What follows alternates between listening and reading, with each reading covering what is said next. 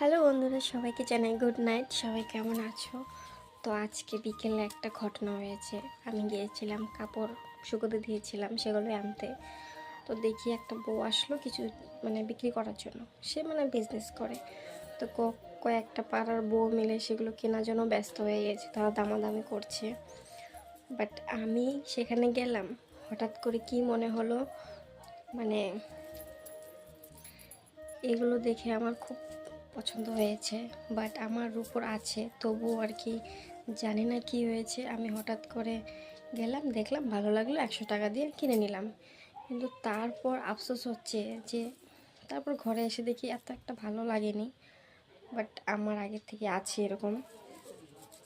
কিন্তু ভাবছি 5 মিনিটে কেউ এসে আমার থেকে পুরো 100 টাকায় নিয়ে চলে গেল। আমরা মধ্যবিত্ত পরিবারের বাস, আমাদের থেকে 100 টাকা গেলেও আমরা একটু ভেবে চিন্তে খরচ করি।